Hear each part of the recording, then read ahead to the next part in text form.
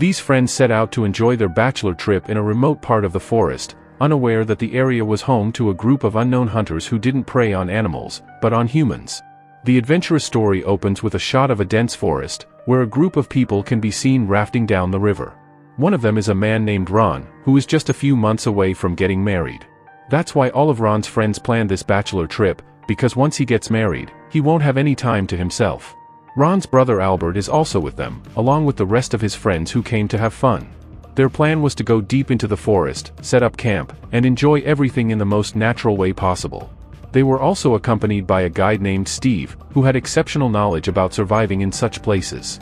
Steve, however, carried a shocking past. Years ago, he used to visit forests like this with his father, but during one such trip through a rugged area, his father died under mysterious circumstances. Steve never understood how or why it happened, but instead of quitting, he turned this into his profession and now helps many tourists while gathering vast knowledge about the region. The group eventually reached a riverside spot, and as they stepped onto land, Steve warned them that this entire place had a bad reputation for dangerous incidents. According to the news, many people had died here, and no one knew who was behind it. The death toll had crossed dozens by now. This made the group uneasy, realizing they were heading to the same area, but Steve reassured them that he had visited this place many times and knew everything about it, so nothing would happen to them.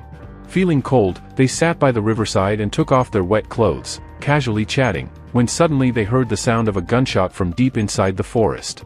Shocked, they looked around, but Steve calmed them down, saying it was probably just a hunter searching for animals and nothing to worry about. The group trusted Steve since he knew the place well, but in just a little while, they were about to face trouble they could never have imagined. They had been there for more than a day, so they decided to head back to their car. While walking, Ron's brother Albert seemed a bit scared, but Ron reassured him that nothing could happen as long as they stayed together. Under a tree, they found a small toy, a doll someone had left there, which confused them because no child should be anywhere near this place. Still, they picked it up and continued toward their car. From a distance, they could already see it parked in an open area, and all they needed to do was reach it and leave. But suddenly, another gunshot echoed. Everyone assumed it was the same hunter shooting at animals, but this time the bullet struck their friend Vincent's arm, grazing him just enough to avoid a serious injury. They immediately took cover behind the car to treat Vincent. That's when they realized this hunter wasn't aiming at animals, he was targeting them.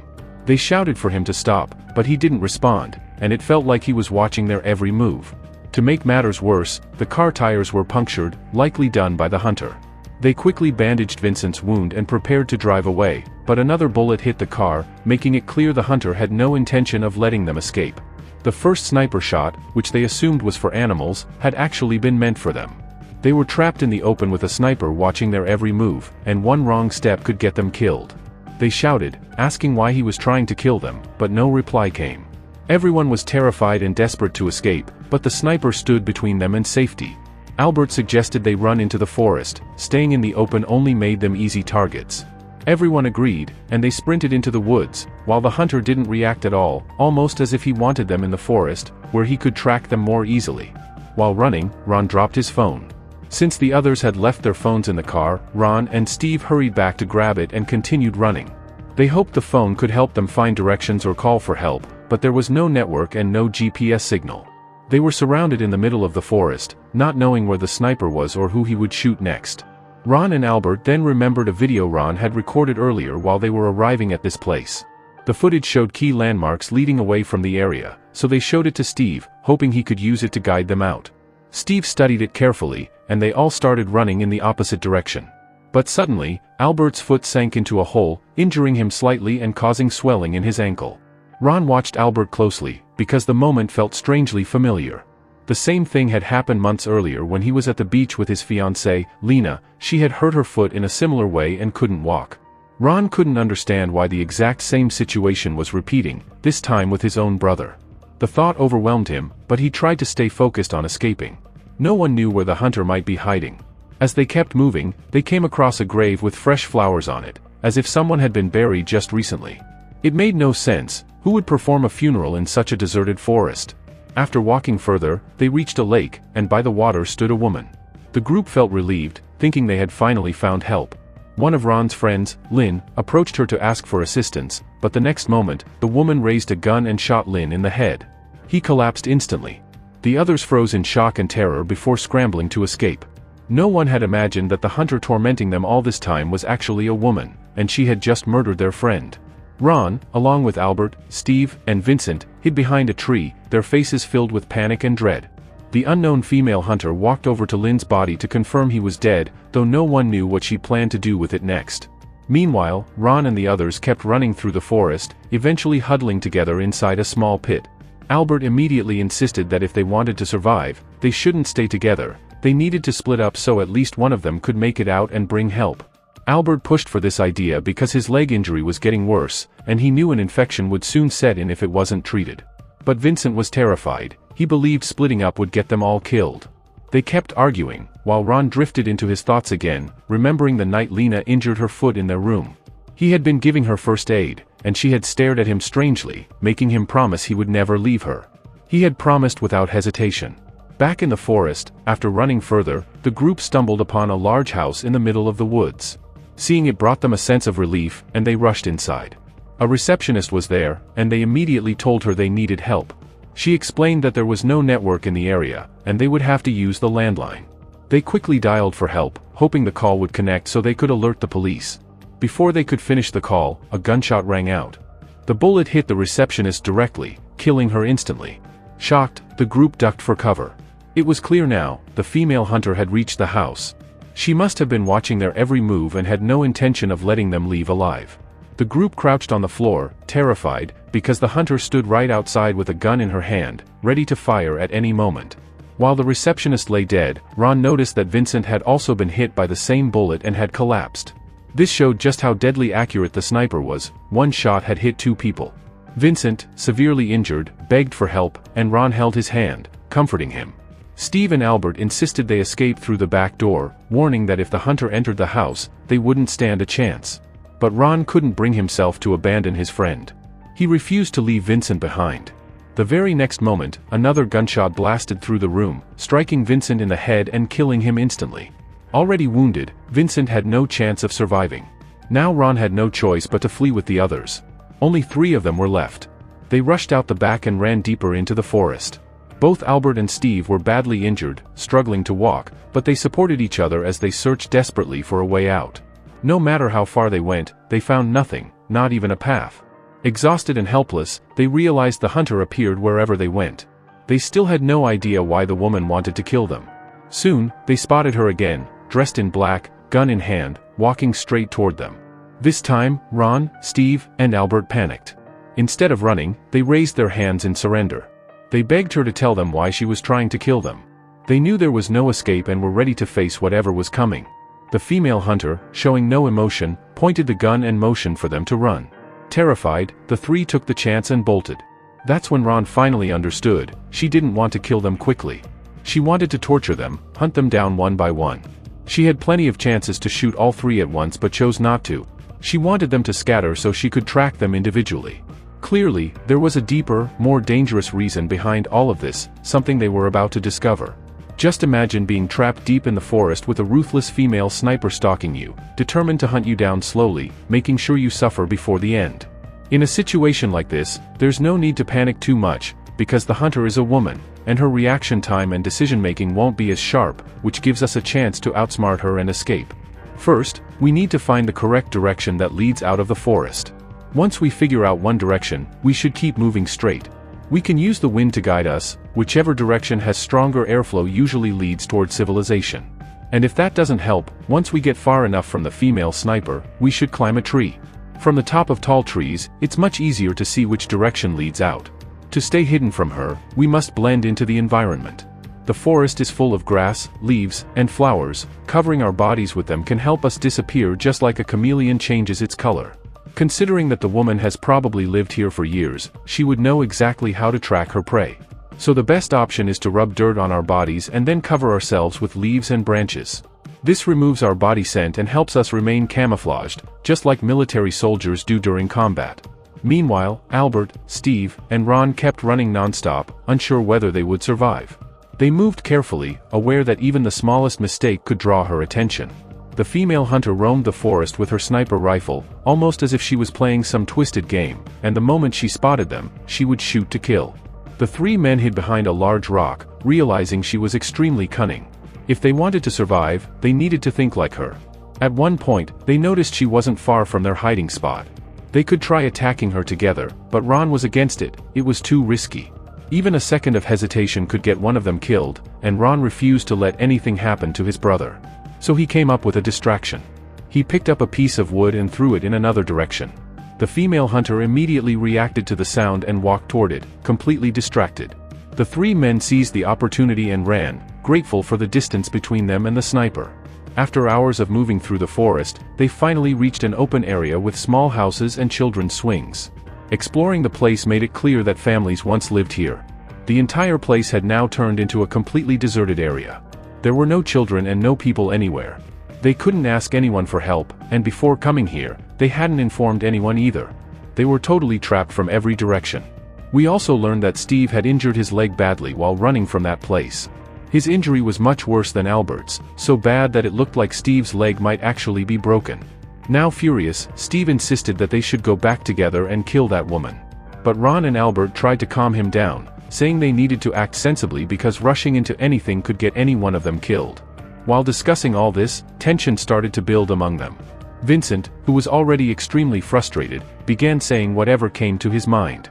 In anger, Steve revealed a truth to Ron, that the brother he loved so much, Albert, had betrayed him. Albert had misbehaved with Ron's girlfriend and had even spent the night with her.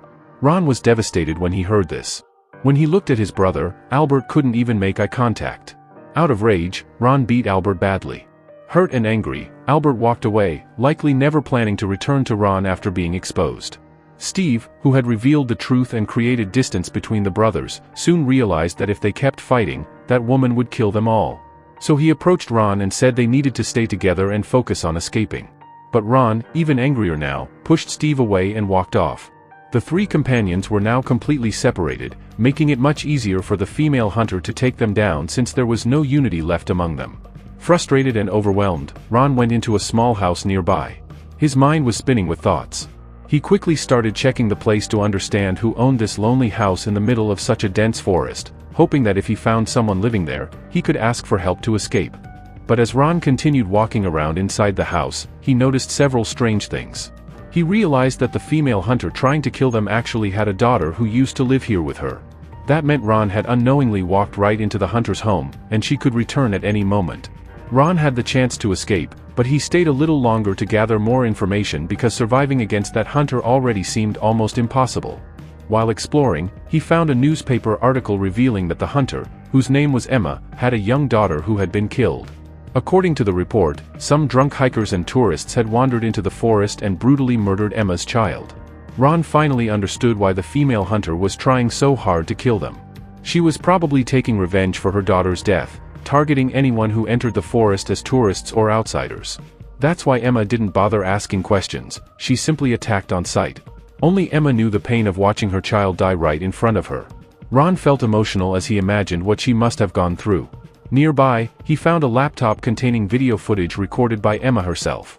Instead of leaving, Ron sat down and played the videos, watching the moment that changed Emma's life forever.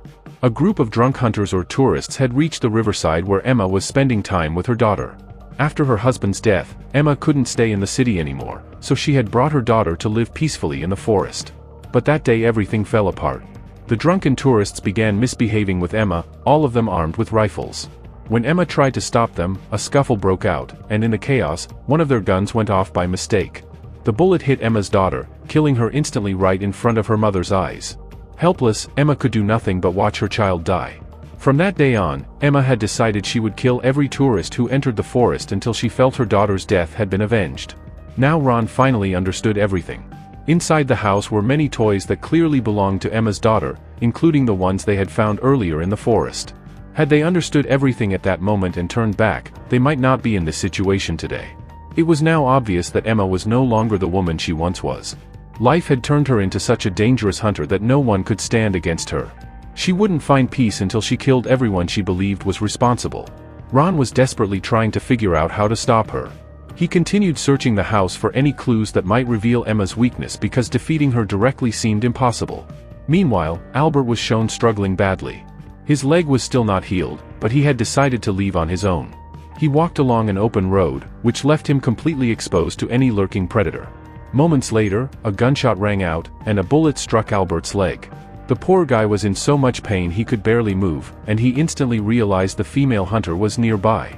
Hearing the shot, Ron and Steve understood that Albert was in danger, so they rushed to help him as quickly as possible. Ron was extremely worried because he had just fought with his brother and didn't want Albert to die after their argument. But by the time Ron and Steve arrived, Emma was already standing right in front of Albert with her gun aimed at him. She fired another shot, hitting him again. Albert fell to the ground and begged her to spare him, but Emma showed no mercy. Her face held nothing but the burning rage of revenge for her daughter. Ron and Steve were on slightly higher ground as they approached, but before they could do anything, Emma shot Albert again and killed him right there. Ron screamed for his brother, but he was helpless. Hearing the noise, Emma spotted both Ron and Steve. She instantly fired her sniper, and the bullet struck Steve's shoulder, injuring him badly and knocking him unconscious. Ron knew that stopping in one place meant inviting death, so he lifted the unconscious Steve onto his shoulder and kept moving forward. Emma was still chasing them, fully aware they had no way out of the forest. Ron carried Steve for as long as he could, but Steve was completely unconscious, looking as if he might die at any moment. Somehow, Ron dragged him to a rocky area and tried to hide them both. Desperate, Ron used Steve's phone to search for a network signal so he could contact someone for help, but there was absolutely no reception anywhere in the forest. After trying everywhere, Ron felt helpless, knowing Emma could find and kill them at any moment. Suddenly, Ron noticed a message from his fiancée, Lena, on Steve's phone. He immediately opened the messages and photos, and what he saw shattered him. The pictures clearly showed Lena and Steve together, extremely close, far closer than they should ever be. Steve finally regained consciousness, and Ron remembered the day Steve came to his house when he left for work. That must have been when their affair began. Furious, Ron confronted Steve, and Steve bluntly admitted that Lena had asked him for help with something, and in exchange she offered to enjoy with him. That was their deal. Enraged and betrayed once again, first by his brother Albert, now by Steve, Ron snapped and knocked Steve out cold. His mind was spiraling, and he finally decided that if the hunter showed up again, he would not run. He would fight back, even if it meant killing her, because he had no other choice left. She was a furious mother seeking revenge for her daughter and would kill anyone who came through this forest. Ron then noticed that Emma was climbing higher up the mountain, clearly planning to shoot them from above. So Ron made up his mind to climb up as well. Ron dragged the unconscious Steve into a corner and kept a knife with him for protection. In his other hand, he held the small toy that once belonged to Emma's daughter. He didn't know exactly what he would do with it, but he knew danger was closing in. Watching Emma's movements, Ron climbed upward and slowly reached the top of the mountain. Emma was scanning the area with her sniper, ready to shoot the moment she spotted them. Only two people were left now, Ron and Steve. Without attacking her, Ron stepped forward and tried to calm her down. At first Emma aimed her sniper at him and listened, but the moment she saw the knife in his hand, she fired and hit his leg. She was just seconds away from killing him when Ron pulled the toy from his pocket. Seeing her daughter's toy stopped Emma cold, throwing her into deep thought. Ron told her the people who killed her child had already been punished, and not everyone who entered the forest was evil. For the first time, Emma seemed stunned, as if someone finally understood her, someone kind, like her late husband. But Ron also knew that if she got even a small opening, she would kill him. So after a brief pause, he lunged at her and tried to take the gun. They wrestled fiercely, and thankfully the sniper fell far away, out of Emma's reach. Ron fought as hard as he could until he finally managed to grab the weapon. Pointing it at her, he told her that losing her daughter didn't justify killing every innocent person who came through the forest. Justice had already been served, the men responsible were in prison. Ron pleaded with her to change, telling her that while her love for her daughter was real, this path was not right. Realizing she could no longer fight and overwhelmed by everything, Emma did something Ron never expected. She jumped off the mountain and took her own life. Ron stood there in shock, unable to do anything. One thing was clear, his life had been spared, and now he could take Steve and leave. But he knew he would never forget what happened here. And with that, our tragic story comes to an end.